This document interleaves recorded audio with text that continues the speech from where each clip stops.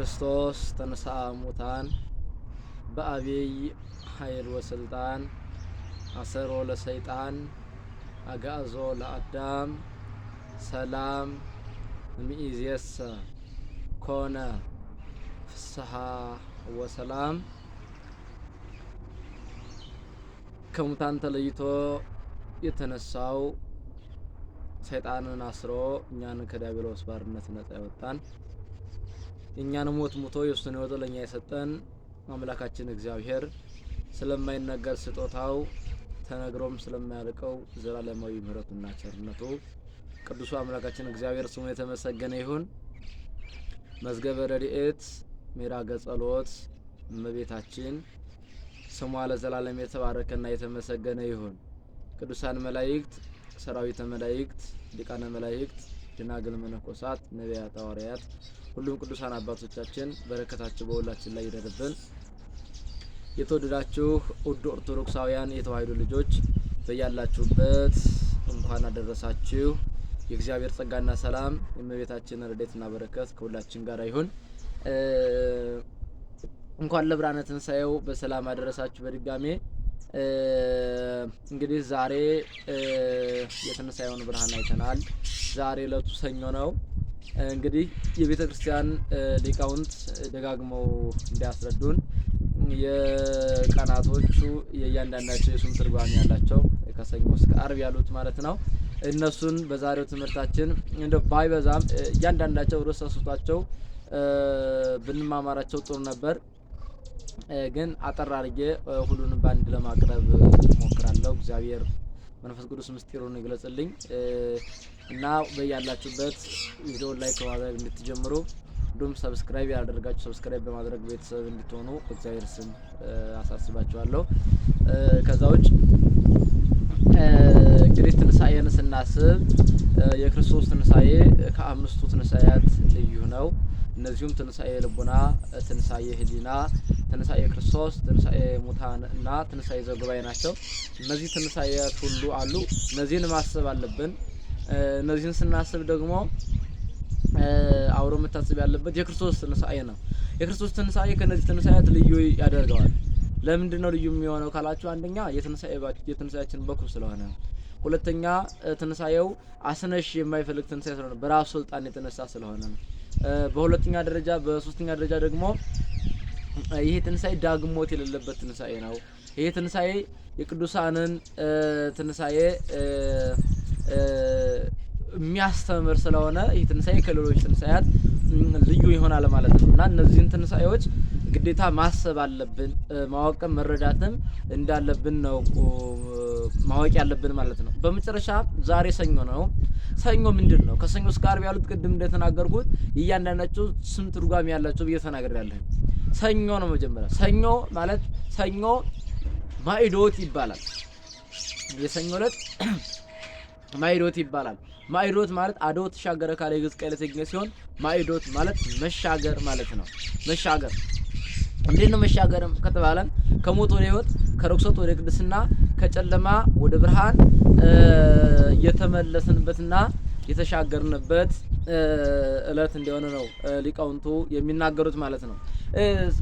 ነፍሳት ከሲኦል ወደ ገነት የተሻገሩበት ዕለት ነው እና ይሄን ማዕዶት ይባላል።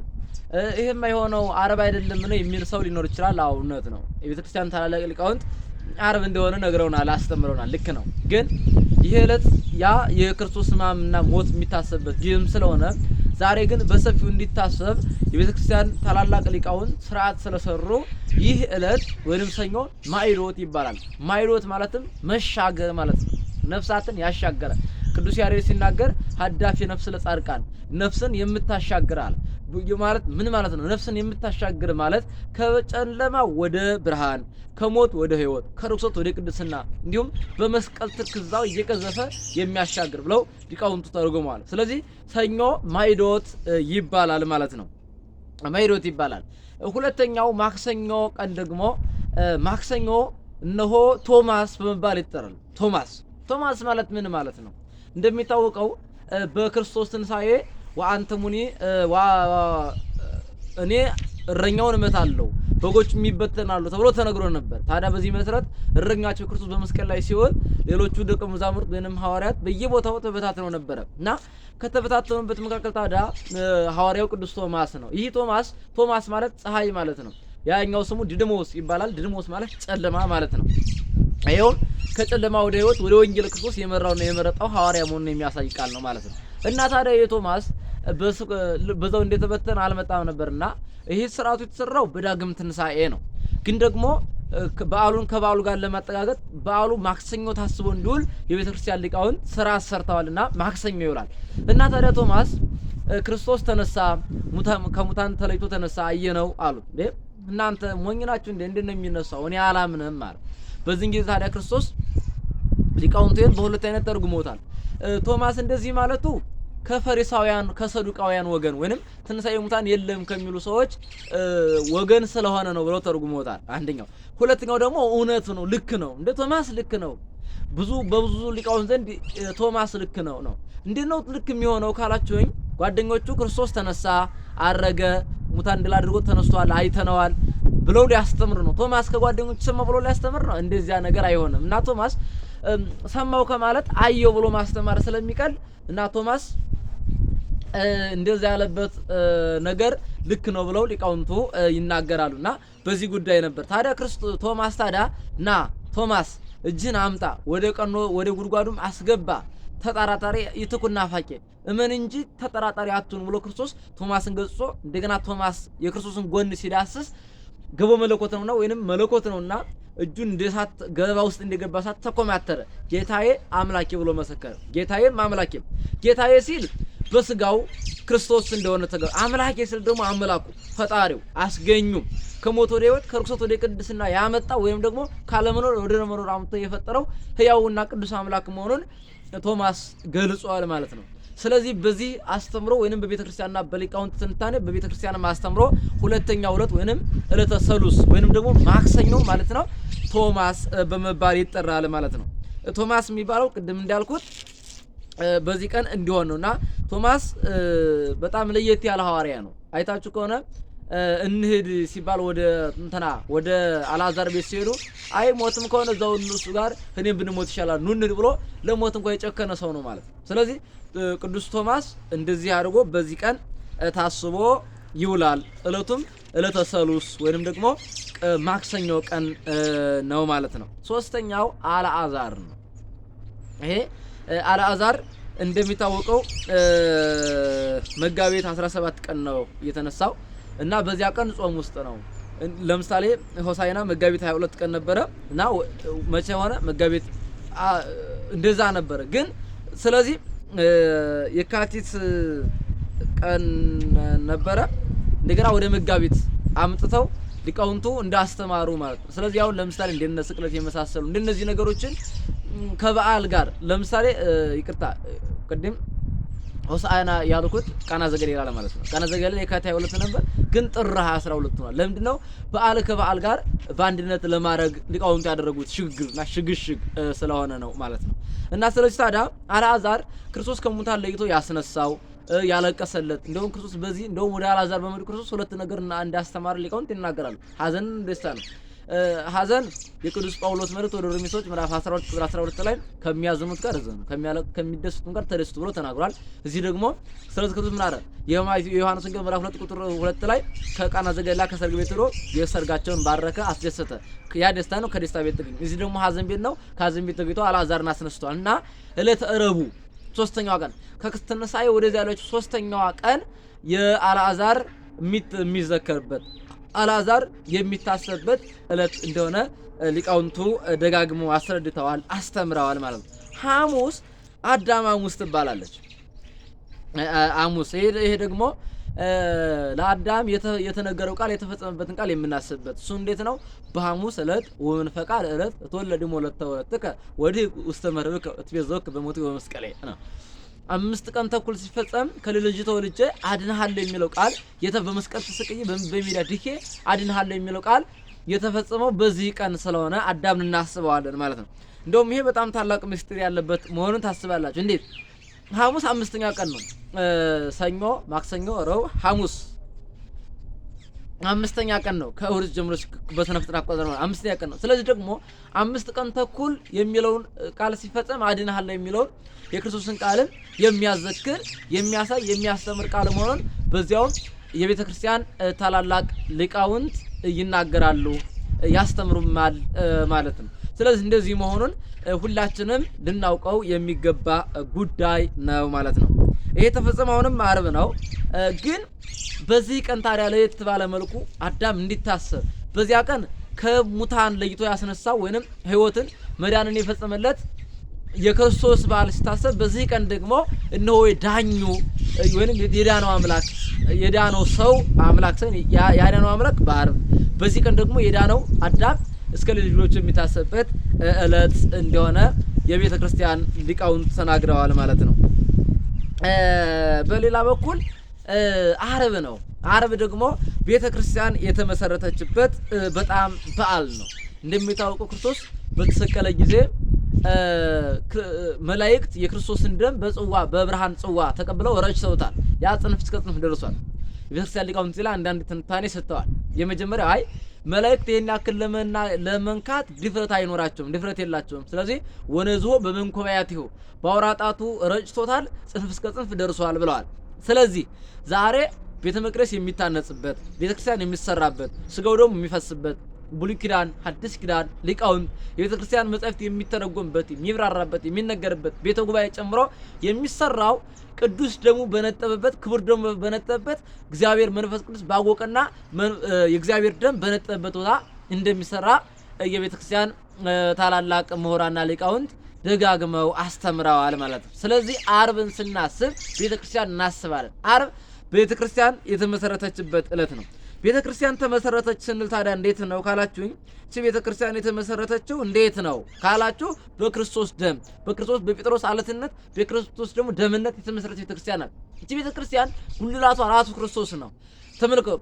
እቺ የሰማዕታት ደም ግድግዳዋ የሆነላት የመላእክት ምስጋና የሚጎርፍባት ክርስቶስ የሚፈተትባት ቅዱስ ሥጋው ክቡር ደሙ የሚፈተትባት ክርስቶስ የሚቀዳባት ማየት ክርስቶስ የሚገኝባት መላእክት የምስጋናውን ጎርፍ ሲያጎርፉት የሚገኝባት ነቢያት የሐዋርያት የትንቢታቸውን አዝመራ የዘሩባት ሐዋርያት የስብከታቸውን አዝመራ ያጨዱባት ሰማዕታት በደማቸው ብርሃን ዘወትር የሚያበሩባት ቤተክርስቲያን ናት።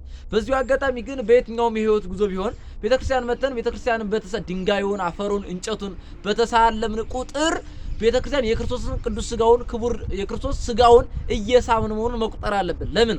ቤተክርስቲያን የክርስቶስ አካሉ ናት። ቤተክርስቲያን ደግሞ ራሷ ነው ብሎ ቅዱስ ጳውሎስ ተናግሯል። ስለዚህ ታዲያ ራሷ የሆነላትን ቤተክርስቲያን በተሳለምን ቁጥር የክርስቶስን ሰውነት እየሳምነው መሆኑን ማሰብም አለብን በዚሁ አጋጣሚ ማለት ነው። ቤተክርስቲያን የሚለው በሶስት አይነት ይተረጎማል። የመጀመሪያው ህንጻ ቤተክርስቲያን ነው። ህንጻ ቤተክርስቲያን የክርስቶስ ሥጋና ደም የሚፈተትበት ቅዱስ ሥጋው ክቡር ደሙ የሚፈተትበት ቃለ እግዚአብሔር የሚነገርበት ብሉይ ኪዳን ሐዲስ ኪዳን የሚተረጎሙበት ምእመናን ተሰብስበው የሚያስቀድሱበት ልመናቸውን ወደ እግዚአብሔር የሚያቀርቡባት ቤተክርስቲያን ናት።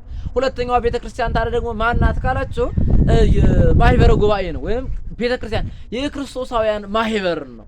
ይሄ ማህበር እንዴት ነው ካላችሁ ሁላችሁ በክርስቶስ አንድ ናችሁ ብሎ ቅዱስ ጳውሎስ እንደተናገረ እንዴት ነው ካላችሁ ይሄ ማለት ክርስቶስ ከአብርሃ ከመንፈስ ቅዱስ ከማኅፀነ ዮርዳኖስ በ40 ቀን በ80 ቀን በተወለድነው መወለድ ወይንም ልደት መሰረት ከማህበረ ክርስቲያን አንድ የምንሆንበት ጉባኤው ነው ማለት ነው። ጉባኤው ይህ ጉባኤ ቤተክርስቲያን በመባል ይጠራል። ያ ማለት የክርስቲያኖች ስብስብ የክርስቲያኖች አንድነት በአንድ ቀን የአንድ ልጅ ከአብርሃ ከመንፈስ ቅዱስ ከማኅፀኑ የተወለድ ሁላችን በክርስቶስ አንድ የሆንበት ማኅፀን።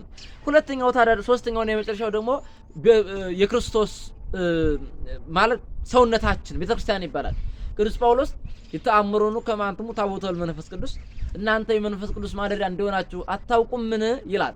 ይሄ ማደሪያችን የመንፈስ ቅዱስ ማደሪያ ነው። ምን አለ ክርስቶስ ጌታ ሲናገር እኔ መጥቻ አንኳኳለሁ የሚከፍትልኝ ቢኖር ከሱ ጋር አኖራለሁ ብሎ ተናግሯል። ስለዚህ ማለት ያ ማለት ይሄም ብቻም ሳይሆን ዮሐንስ ወንጌል ምዕራፍ 6 ቁጥር 54 ላይ ስትመለከቱ ሥጋዬን የበላ ደሜን የጠጣ የዘላለም ሕይወት አለው እኔም ከሱ ጋር እኖራለሁኝ ወአነ ሄሉ ምስሌው እኔም ከሱ ጋር እኖራለሁ ማለት ክርስቶስ በልቦናችን ዙፋን ላይ ነግሶ የሚኖርበት ታላቁ ቤተክርስቲያን ታላቁ መቅደስ ይሄ ሥጋችን ነው። ይሄ ሥጋችን ታዲያ በኃጢአት በቆሸሸ ጊዜ እግዚአብሔር መንፈስ ቅዱስ ከኛ እያራቀ እየወገደ ይሄዳል። አንድ ጊዜ አንድ ሰው ነበር እና አንዲትን ሴት ይወዳል እና በዚህ ጊዜ አባቷ ካህነ ጣዖት ነው፣ የጣዖት ካህን ነው እና በዚህ ጊዜ ሲያናግረው ቆይ አምላኬን ጠይቄ ልምጣ አለው። መነኩሴ ነው፣ ልብ በሉ በጣም በግራም የቆየ መነኩሴ ነው፣ ግን ሰይጣን ፈተነውና ወጥቶ ነው። ከዚያ ምን አደረገ መሰላችሁ? ዮሐንስ ወንጌል ምዕራፍ 4 የማቴዎስ ወንጌል ምዕራፍ 4 ላይ ያለውን የተረጎሙ ሊቃውንት ናቸው ታሪኩን እዛ ላይ ያስቀመጡት ማለት ነው። ስለዚህ ታሪኩ ላይ ትርጓሜ ላይ ማግኘት ትችላላችሁ የምታው ሰዎች እና በዛ ላይ ምን አደረገ መሰላችሁ? ያንን አምላኬን አስፈቅጄ ልምጣልና ሲያናግር አይ አምላክን ካድ ቆብህን ቀደድ በለው አለው። አምላኩን ካድ ቆቡን ቀደድና መንፈስ ቅዱስ ከላው ላይ በርግብ አምሳል ወጥቶ ፈቀቅ ብሎ ተቀመጠ። ኋላ ዱስ ጠይቅ አይ ቆይ አሁንም አምላክ ይልጠይቃል። ሰው ሲጠይቅ ታዲያ ምን ተባለ ምትላል? አሁንም አምላኩ ከሱ ጋር ነው ቆይ በለዋል።